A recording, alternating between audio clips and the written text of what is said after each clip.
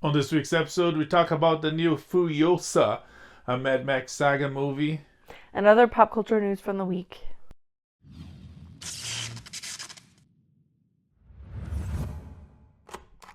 We just saw the new Mad Max movie. It's called Furiosa, a Mad Max Saga. It wasn't clear for me personally if it was a prequel, sequel per se. Mostly how long before. It was clear there was a prequel, but how long before? Yeah. The Fury Road, Mad Max Fury Road was, and now it's clear. But if anything, it kind of, Anya Taylor Joy, it's on it, which is great. But it was never clear why so young, because Charlie's it's older, Yes. much older, I would say.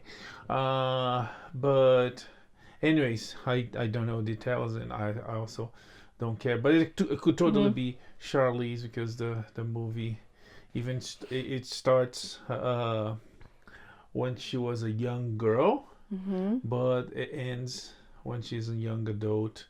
Most likely very close. Actually, there's indications there's like super close Yeah. to Fury Road, but they decided to go with Anya Taylor-Joy, and the movie is really good. George Miller, directed by George Miller, director of all the other Mad Max movies.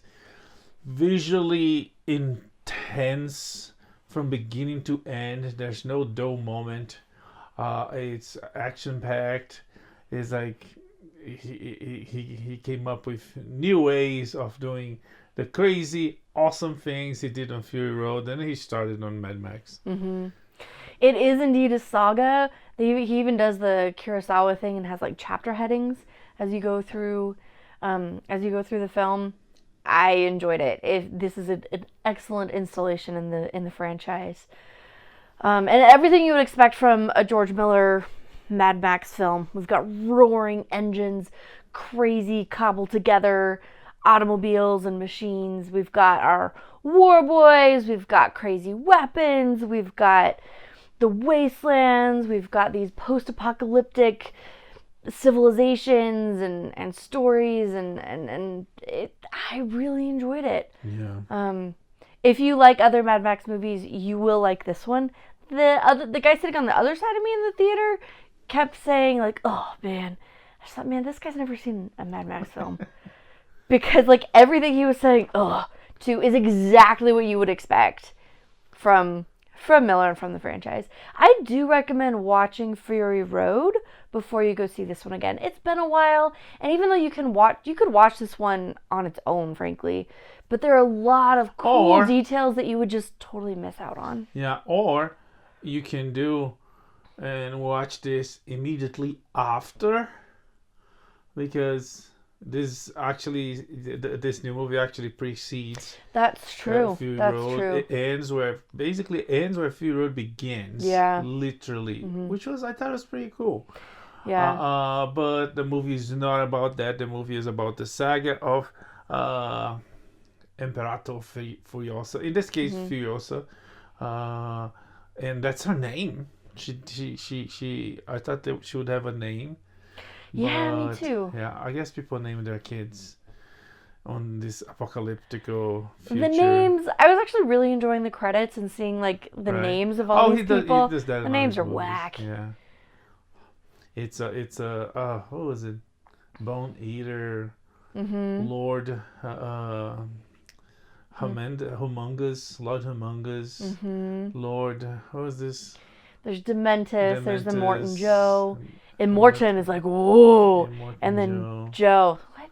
Yeah. So, and Morton Joe. And then you've got Scrotus. Lord Scrotus, Bone Crusher, Happy Feet. Yeah. No, there's no Happy Feet. But George Miller kind of thing? directed Right. both Happy Feet. So it's yeah. Also, Baby, a Pig in the City. It's when I first saw those, I actually never seen the pig one, the big one. But when I saw Happy Feet, then I loved the first one. I actually don't think I seen the second one, but I loved it. I had a great time. When I saw that it was directed by George Miller, I was like, okay, what a good start for this guy. He has the same name of a great director. And it is actually the great director. Not George Miller, the George Miller. But intense. It's this future is this universe, and you stay there. There's no distractions, woke or otherwise. It's timeless and is timed on that moment. And there may be some Chris Hemsworth distractions because it's a very different role for him, but it's not bad. No, he does a good job. Yeah. And especially when you consider, so he recently found out that he carries a gene that puts him at a very elevated risk for Alzheimer's. So he's been very picky about the projects that he takes on, that he accepts, because stress and things like that just make that risk even higher. She's being really careful to like mitigate the risks and things for him developing. Health conditions that would affect, even being like super healthy like he is. Yeah, he's super healthy, but things like stress and other like more specific things will contribute to him getting Alzheimer's. Oh wow. Period, or getting it earlier, things like that. So whenever at this point, if he takes on a film role, it's one that he's really interested in or one that he cares a lot about. Oh, and this one I believe is Australia's national treasure. That too. So if he would pick a movie, it would be, I'm pretty sure when he was a kid. Totally. Mad Max. It's like every boy's, especially being Australian. And the movie being an Australian national treasure, like George Miller being Australian, Dr. George Miller, because the guy is actually a doctor. What kind of a career, man? Yeah. And also, being there, being shot there, all that together is like, yeah. Did they shoot this one in Australia, or did they go back to Namibia? I'm not sure. Because most of them were shot in Australia, but then we were just reading the other day that Fury Road, because of some freak weather conditions for Fury Road, they had to go to Namibia. It rained too much, and they had to. It was like moss and flowers where they shot. So the wasteland was covered in beautiful flora. South Wales, Australia. Oh, right on. Yeah. So went back to the origins. Cool beans. Yeah. All there. Yeah. All right. Yeah. Okay. So yeah, back to its origins, and it's spectacular. It's beautiful. The sound, the music. Fury Road was so good. It was nominated for Best Picture. And it won like 6 Oscars, like editing, design, sound, and well deserved, because altogether he makes movies spectacularly. Yeah. And fun fact, he was back in the day, he was working on a Justice League movie way before. That's right. Way before Snyder, way before the DCU. It's like some at some point after Superman with Christopher Reeve franchise, but it never happened. Which I don't know. You can maybe it's just a coincidence. But Snyder has some of the feeling of a Miller film, even though he has his own style, but it never happened. And now they're going with James Gunn, so it's like a completely different route. Yeah, a very mediocre route. Anyways, but Furiosa, really good. Yeah, I think it would be very tempting to describe the Mad Max series as just like action post-apocalyptic car man movies, which isn't inaccurate, but each one of these films includes some aspect that makes it very emotional and very compelling and even like beautiful in a way.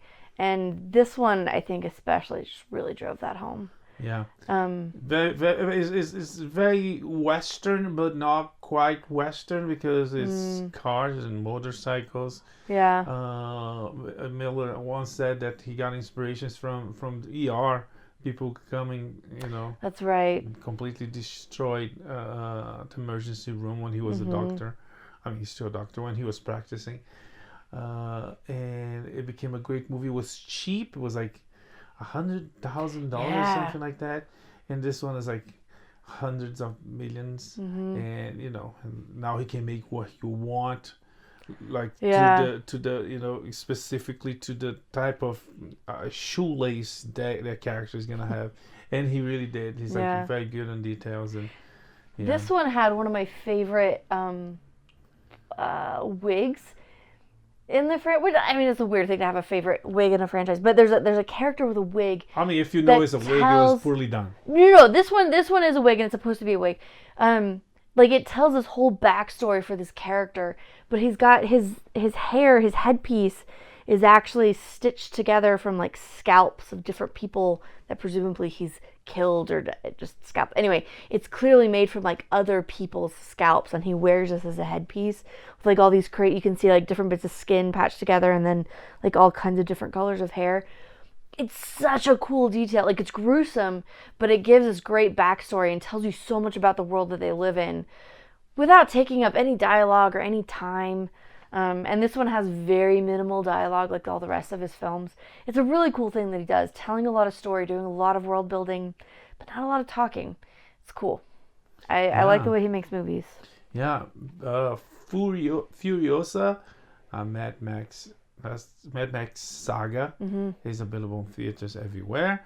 It just opened. It's fun. If you like the franchise, you should go see it. And if you never see the franchise, it might be a way to start, because it's really good. And hopefully it will be successful. And it's getting praises everywhere. In Cannes it blew people's mind, because that's what George Miller does, and he did it again. Yeah, it's a great one. Well worth the movie ticket. It's a good experience. Okay, total shift, like completely opposite vibe and everything from Furiosa is the One Love Bob Marley biopic. Yeah, this one is available. It might be available in some theaters, but we did see, and it's available on Paramount Plus. I made the effort to look up the names of the cast before we started recording, and I have now completely forgotten. It's all gone. But I thought it was very well cast, and a really interesting film. Yes, very, very interesting. It's not quite of a biopic. It cuts. It's a cut of his life. It's a very specific moment. Yeah. It's like they do have some flashbacks. I mean, the whole thing, it might be considered a flashback, but they have in the narrative per se, they have flashbacks when he was a kid, a young kid, dating, going out with his girlfriend and his relationship, but it's mostly about his adult life and his the effects and his effects in Jamaica, political, social life, sort of a civil war going on, two parties fighting each other. He gets himself in the middle. He gets shot. His wife gets shot, and there's this whole thing that changes people's life, and that would make him change what to do and what not to do. And it should change, but it quite didn't, because he persists on doing what he does best, and he persists on believing on one love and uniting people to music, and it's very interesting. It was interesting. So this focuses like really specifically on recording the Exodus album and then his peace concerts, and a little bit after that. His marriage and how much she inspired him and helped him, but also some of the difficulties they had. There's also a lot of the Rastafarian religion and spirituality and how that was a part of everything he did. It was cool. It was really interesting. It's got me interested in listening to more of his music besides like No Woman Don't Cry. Yeah. Like, and gets into like some of the meaning and the emotion behind that, and I think it's a good watch. Yeah, it's fun. if you like his music or if you know a little bit about him or not. Lots of weed, to the point that the movie was banned in some countries. That's right. But anyways, great cast. It's entertaining. Life of this 20th century personality. And yeah, One Love Bob Marley. It's available on Paramount Plus, but also it might be available. It might not, because there's a lot of things coming out. But it could be available on theaters. Yeah, there might be. You should check. There might be some. Yeah. Yeah, it's a good one. It's a good one. I would recommend it. Okay, we finished a few TV series. Yeah, Franklin by Apple TV with Michael Douglas. It was really good. It started really good, and I thought it ended really, really well. I don't know if you have any historical inaccuracies or historical details that you... Not really. So I majored in history, and most of my classes were kind of revolved around very much this time period, going back and forth between the U.S. and France, and the time like shortly before and going a little bit after the American and French revolutions. I really enjoyed it. I thought they did a great job showing, kind of explaining how critical this relationship was and how critical France's aid was, but also like how this kind of contributed to the lead up to the French Revolution. There's so many lines, so many moments that knowing about the French Revolution, what happened, I was like, oh man, here it goes. It was great. The French was beautiful. The costumes were incredible. I didn't actually look it up, but if they didn't actually film on location, they took great efforts to make it look like they filmed on location. The portrayal of Versailles, all this stuff was great. A lot of Franklin's costumes, a lot of the stuff that they wore, it's like referenced, described in either like paintings or contemporary portrayals in writing. Like I thought it was great. The historicity, I would give very high marks. I want to guess Bulgaria, because everybody shoots there. No, go back up. Locations, yeah. France, Paris, France. Yeah, I think. Yeah, I guess they shot that. Apple has money, so. Apple has money, and they used it well on this. The music was great. It was a joy. Honestly, the only distracting thing that would take me out of this is that like Michael Douglas can't not be Michael Douglas. He never totally disappeared into Benjamin Franklin. Because he has such a maybe distinct... Franklin looked exactly like Maybe he did. Zero paintings of Benjamin Franklin look anything like Michael Douglas. And Michael Douglas looks and sounds exactly like his father, Kirk Douglas. And so occasionally it was hard to like let go of that. But overall, this is a really cool, like, just close-up look at a very specific aspect of not just the American Revolution, but like very specifically one of our founders. Yeah. And what he contributed. It was cool. Based on a book named The Great Improvisation. Is very interesting on how he improvised a lot to get things done, but he got things done to make some people happy and to piss some people, and to become part of history. But it was fun. It was really good. Yeah, French characters were played by French actors. A+. Yeah, I noticed that we're watching. It's not on purpose. We're watching a lot of things with subtitles. Yeah, it kind of. It's not that annoys me much, but it's when you watch late at night, subtitles do not help you stay awake. That's true. Between this one in French, Vietnamese on The Great Sympathizer. What was the other one? The Three-Body Problem. Three-Body Problem is Chinese, but There's before that there was Shogun in Japanese. Yes. It's a lot. It's a lot. The subtitles can be, it definitely takes some getting used to, but honestly I'm really loving it. It lends a lot of realism and this whole immersive quality to these films. Instead of having people like fake accents or things like that, or having to remind yourself of who they are and all this. It's a nice way to just like really put you there. But sure, but I don't know. Fake accent is not good maybe, but when someone is speaking in English and doing a fake accent, you can tell if the person is acting well or not. In French, it might work for you, but if the person is speaking Vietnamese or Chinese, you know, acting, I get the emotion. acting. Yeah, but. I mean, Shogun, like that was, I found it very emotionally compelling. Yeah. I mean, like that last scene between Yobushige, what's that his name? The last scene between Toranaga and Yobushige. Right? I'm not gonna spoil it. I'm just saying there's a last scene between those two guys. It's all in Japanese. My mind was completely blown. Yeah.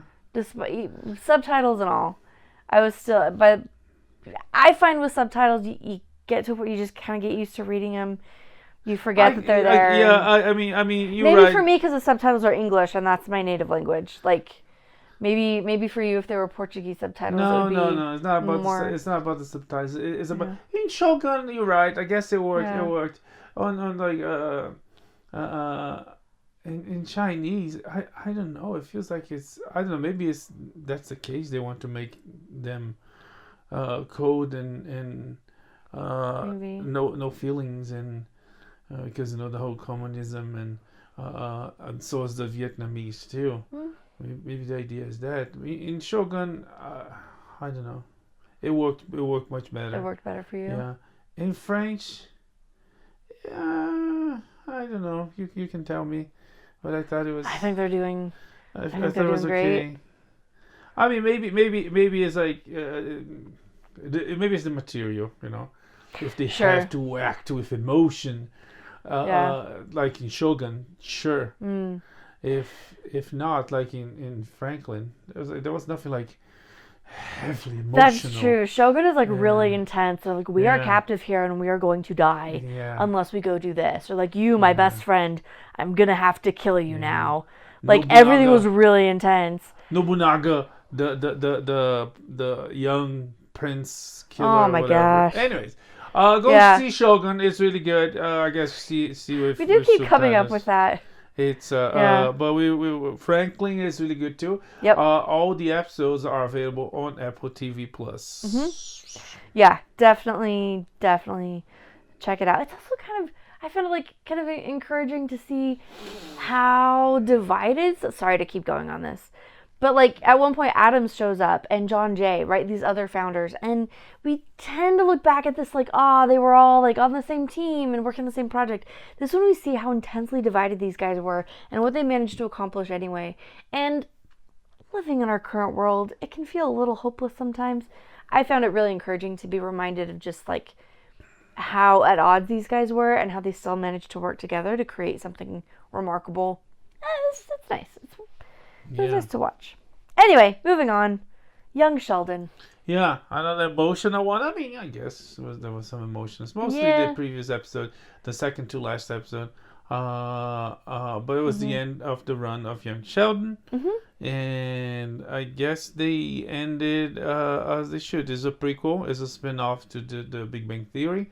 So Sheldon goes to college again. Yes. This time in California. And I guess everybody has he has the end. The family kind of is left hanging because there's a spin-off coming. That's right. I wonder if they're gonna treat some of the things there because it was very nonchalant considering some of the characters. But Mandy and George's first marriage is the name of the spin-off. At least at this point, they might change. Hopefully they do because it's kind of big mouthful weird name for a show, and also just sort of inherently depressing.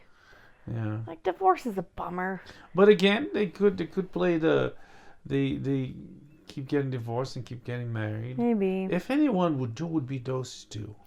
They've had a tumultuous beginning. That's true. And it's not clear how long after the Young Sheldon with the show, but for sure these two will be around, and maybe Mima and the sister and the mother, and maybe Sheldon I don't know, 20 years, because that's when he sees these characters on Big Bang Theory, like after many years. Yeah. And yeah, it was picked up for the whole season. The pilot was picked up. It's coming soon. What's the name of the Nima?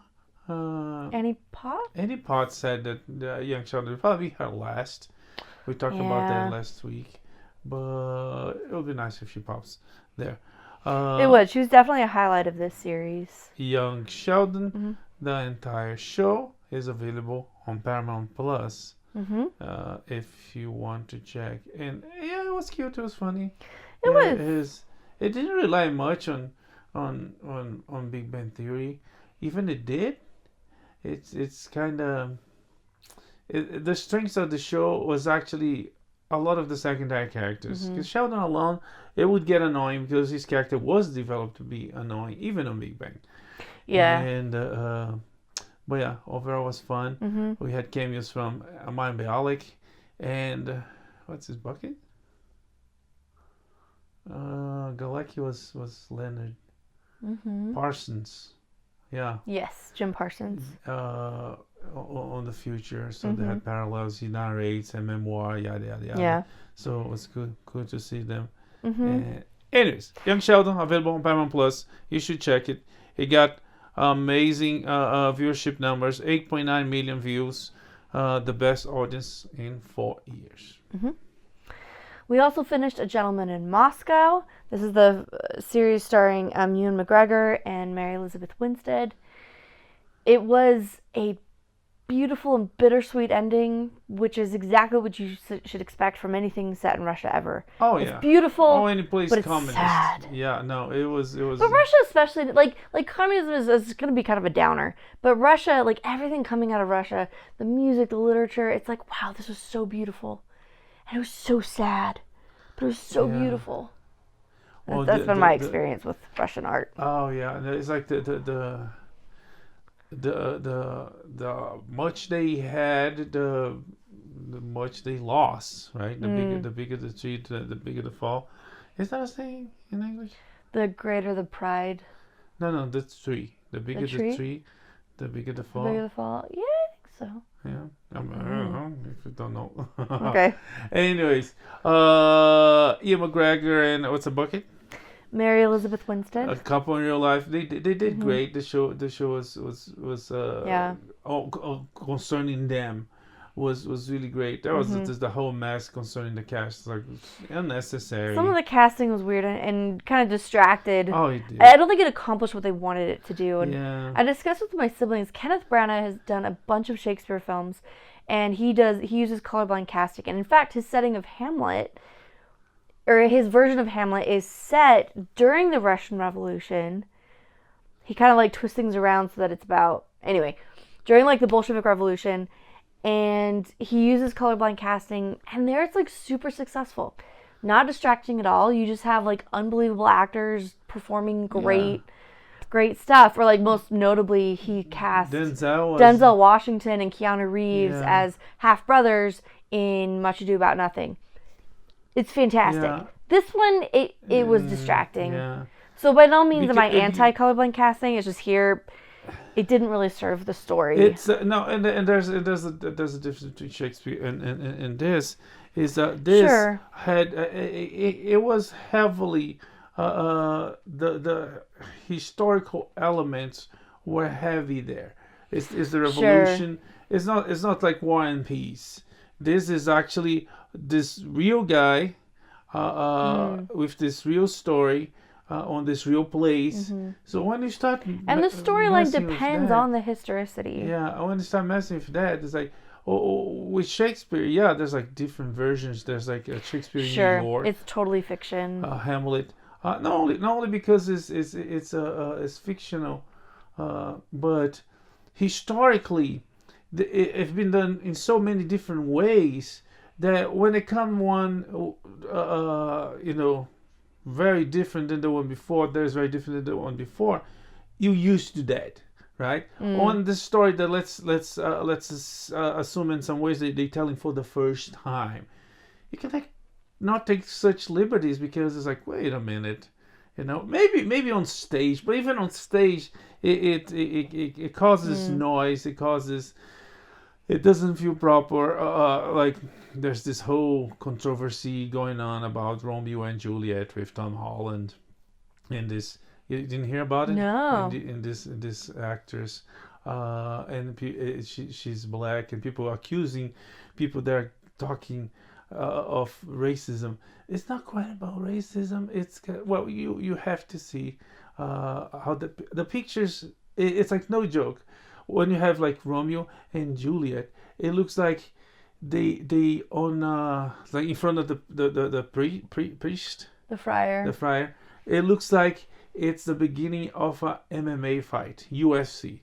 It's visually. I see this. Yes. That's unfortunate. Yeah, but anyways, but overall, Ewan McGregor is so good. Oh my gosh. Her what's her name again? Sorry, Mary Elizabeth Winstead. Mary Elizabeth Winstead, so good too. Yeah. And the way they ended, it's as you said, it's bittersweet because it's the feelings of a daughter who's telling the story, and she says it's like, I like to believe that this happens, and it's a very nice, touchy way to deal with a tragedy, or to deal with the unknown, which is itself a tragedy.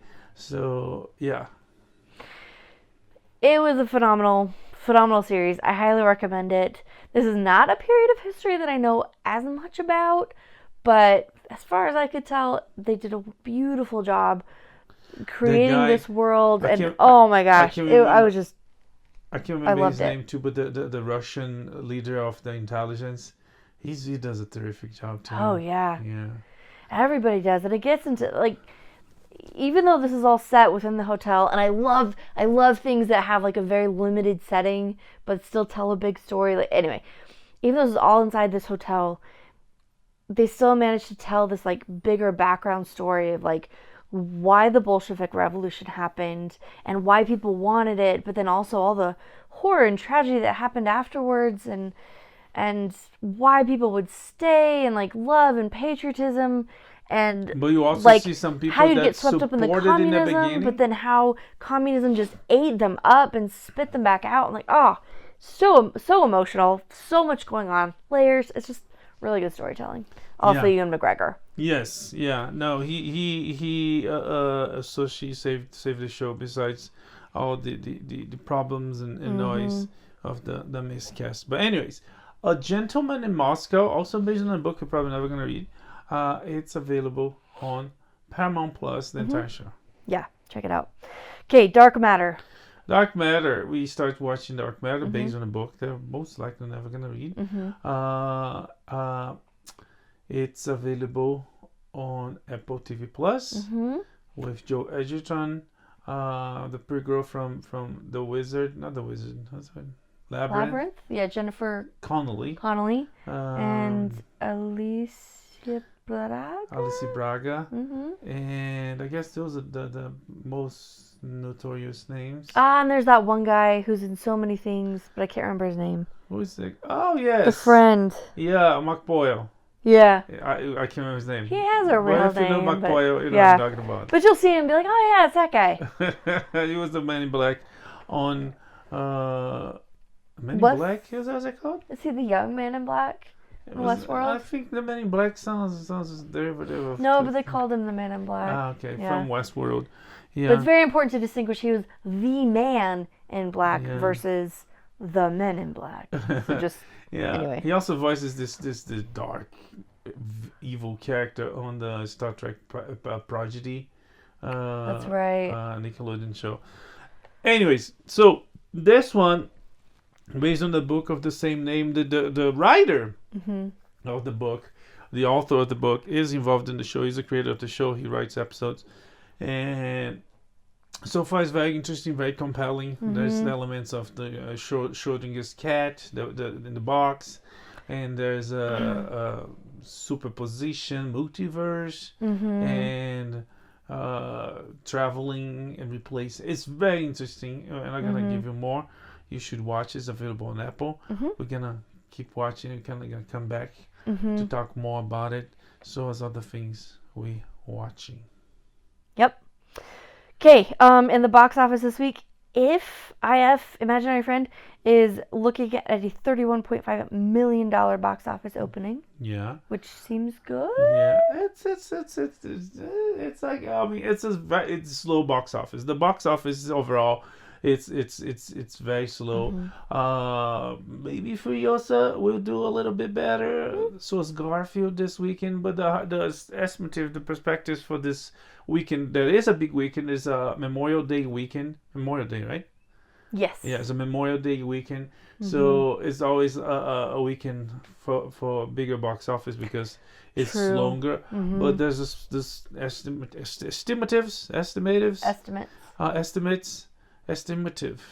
The noun is estimate. Okay. Let's estimate the estimative for this movie.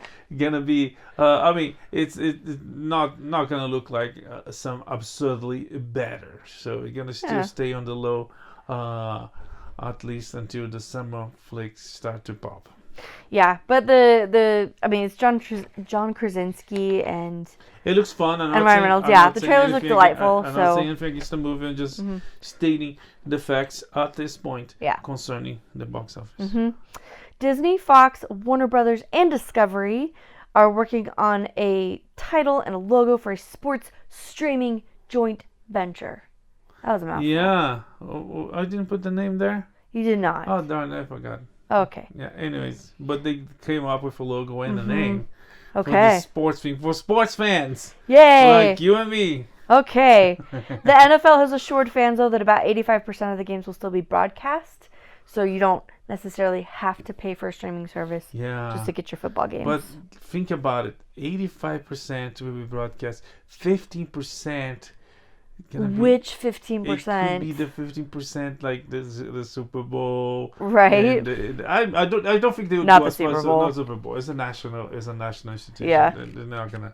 But the playoffs, Anyways. Specific teams. Yeah. Big rivalry games. Who knows? I don't. Okay, this is a major bummer, and then we get to some better stuff. Scrubs producer Eric Weinberg is supposed to stand trial for 28 counts of rape, which is horrific. Yeah.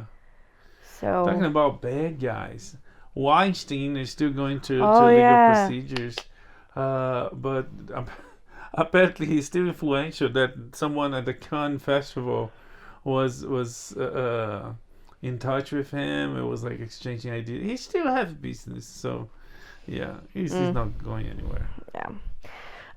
So Scarlett Johansson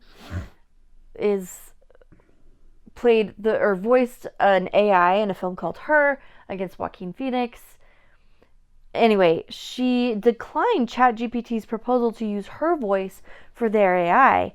But then they released this AI voice, and it sounds a heck of a lot like her. Yeah, it's like they pretty much used her anyways. Yeah, and there were some like tweets before, like one of the founders, CEOs, whatever, somebody in charge tweeted just the word "her" a couple of days before they released this. So it's really not looking good. She's very unhappy.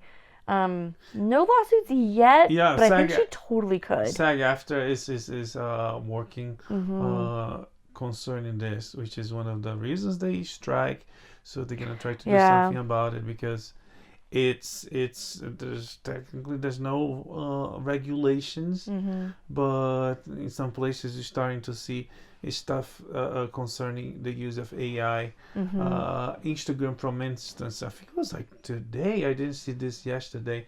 When you post a picture, an image, I guess a video too, it asks you if that uses AI, but to impersonate or create something that already exists. So basically, I cannot put my AI picture there doing something. Instagram, Facebook wants to know, so that's my point. So we're starting to see this kind of reactions to AI since there's technically no regulation. Yeah, and they've run into similar issues before, and I guess it's just getting worse. A lot of like authors, publishers, Oh, that guy. being upset about AI That using. principal. You heard of this one? No. So this principal was fired because they found not tape. It's technically not tape. It doesn't. But they found audio recordings of him being like super racist That's right. against black people and against Jews, and it turned out that it was all fake. It was all AI. It was a disgruntled employee. I think it was a coach that sounds right. Yeah, that wanted it him fired and created it. So you imagine it's like he's a coach, and even if he's really good at it, it's not his profession. He used tools that he bought for $6.99, and we created this whole dialogue of this person doing that, saying terrible things, and got him fired. So imagine what the specialist can do. It's a little horrifying. Yeah, it's a lot horrifying actually. Let's wrap up the sad stuff real quick. Pixar has had to lay off 14% of their staff as Disney continues spending cuts. This especially sucks right now because the Disney parks are doing this huge Pixar celebration, and the timing just seems insensitive at best. Yeah. To be like, yay, Pixar, also you're all fired. Anyway, so good luck, guys. Pixar has brought so much joy and love into the world. I hope it gets better. Okay, so Cannes. What else is happening at Cannes? So Cannes, the festival, what they call it, Cannes? The Is it on the Riviera? There are some other names they call it. You don't know? You should know it's French. I should, but it's like southern France. I'm more a northern France girl. The Calais, I The can what? remember. Yeah, the Ducat. Anyways, I don't know. It's in the Riviera. It's there. The rich and famous go there. People like Weinstein and people not so much like Weinstein. They release movies. They make deals. Some of the movies they love, people like everybody else hate, and some of the movies they hate, everybody else loves. I mean, we saw Furiosa and people there loved. We loved it too. Yeah. So that one Basically, it's a film festival. hit it off. But of course, there's some movies that was like, what the heck is this? That's like it when it goes to the public, it's like, but it's kind of a trap because some people that the critics, so specialized critics, love it. So comes the studio, the distributors, and buy it, spend a lot of money and buy it to distribute, and it comes to the everybody's ears and eyes, and they hate it. So the movie flops. So, but again, it's Cannes. But there's big studios and there's big names and directors there. Kevin Costner was there with his new Horizon series. It's a movie in 2 parts coming soon, and people that loved it. He was Received an enthusiastic ovation. Ovationed. He was ovationed. Ovation is that? Ovationed. I mean, that should be a word. I've never heard anyone say that before, though. Ovated sounds awful. Yeah, it sure does. Ovationated. Sure. Yeah, in Portuguese would say something like ovationated. Yeah. But anyways, he was like loved to applauses by everybody. He came to tears, so good for him. He's a very talented director. Has been a while since we see him using his director talents, and he did this in a western that people are loving, and we can't wait to see. But anyways, Francis Ford Coppola was there too with his new Megalopolis. Yeah. That's causing quite a stir. Yeah. I'm intrigued. Yes, with Adam Driver and many other people. It's a sci-fi, and there's like people saying it's crazy, it's a mess.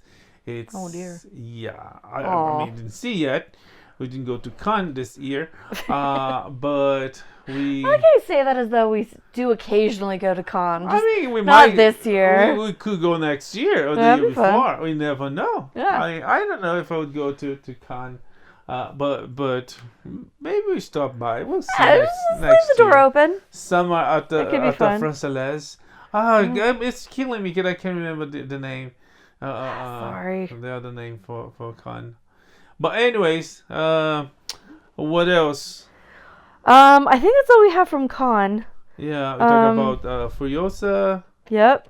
We talk about Kevin Costner, Coppola. Yep. Yeah, there's other things going on, but it's nothing like, oh, we have to talk about this. Yeah. Some of the things, again, as I said, there's always great fashion. I'm sure there'll be some other fun things to hear from as time goes on.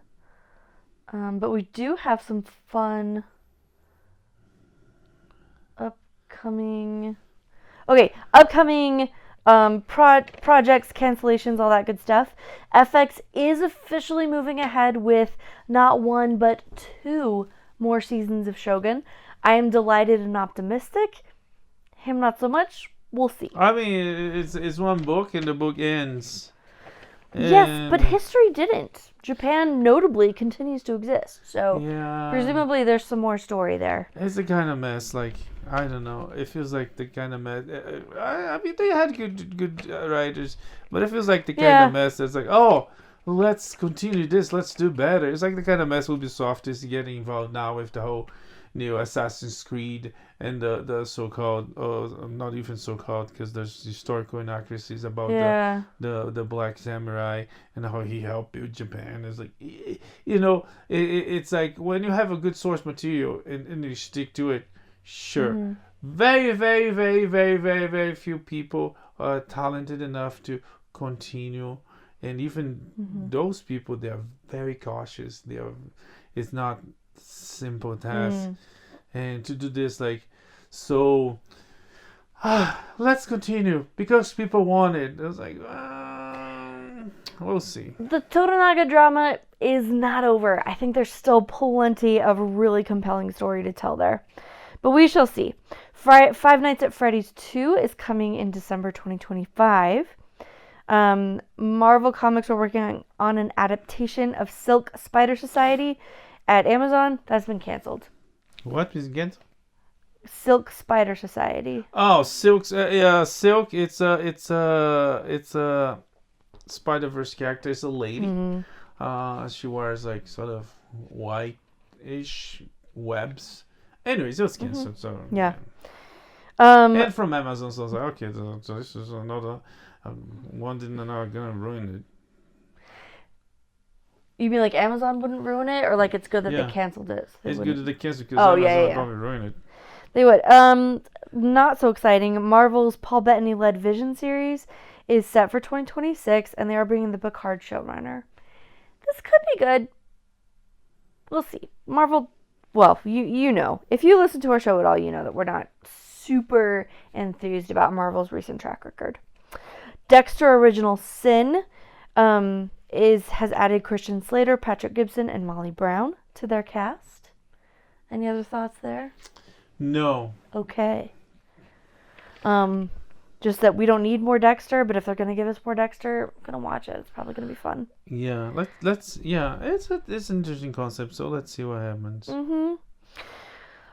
Doctor Who is now being distributed by Disney. We've got a new Doctor, in Ncuti Gatwa, and it's not doing great. They've got their worst ratings of all time. Yeah, and in part his fault. He's been opening his mouth to say things that are. It's like the old blaming the fans. It's like, this show is not for you, and people say, okay, fine, and not watching. So the numbers are exponentially dropped. Thing to do. Exponentially dropped after he said stupid things. So you play stupid games, you receive stupid prizes, right? So yeah, I'm not gonna blame that totally on him. I feel like if writers aren't writing for their long time, like Doctor Who has decades worth of faithful fans who love this show and who love this franchise and have gone along through ups and downs and thick and thin. If you're not gonna write for a dedicated fan base, like what are you doing? Yeah, that seems a little weird. A dedicated fan base who is very open-minded, because Doctor Who has always been a little bit crazy and cuckoo bananas, and that's part of the charm. Anyways, Simon Kinberg is in talks to produce a Star Trek origin story movie. That's already exists. It's called First Contact, but is it the origins of the TV series though? What TV series? like Roddenberry writing and getting the original series produced. Origin That's story. what I thought it was from. An origin story for Star Trek. I don't think about that. Because there's a story to tell that Gene Roddenberry is a colorful, controversial character. So that'd be cool. Well, this I think is very exciting. Holly Hunter is now set to star in a Paramount Plus series called Star Trek Starfleet Academy. I think this is going to be very good. I don't know. It has a lot of potential. Holly Hunter. The mayor kind of destroyed her for me. She's like this. Really? She's like this comic genius now. I mean, she moved back to drama, and now making those jokes. I don't know. We'll see. We'll watch. The thing is, like, she's been funny before. She's got range, and she's used it effectively. I've never been disappointed by her performance in anything. Yeah, we'll see. Ever. And I think she'll be great as the. Is this I think new she's supposed to wave? be like the commandant of the academy. Is this new wave of Star Trek that is like, Discovery? We'll see. Once it comes out, we watch. I don't think this is going to be in the Discovery vein because this isn't rehashing storylines that have been told and retold over and over and over. Yeah, we don't have anything set at the Academy. So there's occasional episodes that visit. Yeah. Oh well. Anyway, Walker was canceled at the CW. Oh no. What happened to my internet? So slow. Yeah. Okay. Mel Gibson, Flight Risk, starring Mark Wahlberg, set to October release at Lionsgate. Mm-hmm. And last but not least, we'll get this wrapped up. The Christopher Reeve documentary, Superman, is getting a limited theatrical release in September. Yeah, September 21st. And it's going to have a, encore on September 25th, which is Christopher's birthday. Oh, that's nice. So that's an exciting one. That's coming to HBO. But if you have a chance, you are the blessed ones, the lucky ones that live on the city or it's going to be on the theaters. Mm-hmm. Go watch because it's definitely going to be it's going to be a good one. Good things to see. Mm-hmm. Anyways, my phone is not helping. I cannot see Mercedes. No, that's the French anthem. That's the French national anthem. Gosh, I can't remember the. You'll remember as soon as we stop recording. Yes, and the other one is about the Star Trek Origins because now I'm curious about. I thought the first thing I thought it was about. Jeez, this is really bad. I thought it was about the movie. Mm-hmm. Star Trek movie, a Paramount X-Men producer, creative roles, blah blah blah blah. The project would step into already very active development. Toby Haynes series under blah blah blah. Involve the creation of Starfleet. Okay, so it is First Contact. So, well, First Contact isn't the creation of Starfleet. This would be getting more into Enterprise territory. I'm just saying, if we're going to talk about the creation of Starfleet, this is Enterprise territory. Yeah, and again, we have like 4 seasons of that. I was all excited about like a Gene Roddenberry biopic because that would be juicy. Because like he was this visionary, this progressive visionary. Yeah, Lucille Ball, Majel Barrett. And he was a kind of a douchebag, but also like this incredible visionary, like writing science fiction that would like impact the world for decades to come. Like there's some good stuff there. Yeah. I don't know. Maybe they don't want to expose. Yeah. I am all for Star Trek that tells stories that haven't been told yet. Yeah. But we're getting a lot, which is like Lower Decks, Strange New Worlds. Discovery. No. Well, I mean, Discovery eventually got to things that haven't been told, but they started off with. Let's talk about Spock and Sarek again, and do another redesign of the Klingons. That's what everybody wants. Anyways, that's it for this week. You come back next week, more podcast and entertainment. Next week, you see. I don't know what we're seeing next week, but there's a lot of fun stuff coming for the summer. Yeah. And yeah, that's it. May the force be with you. Live long and prosper. Bye. Bye.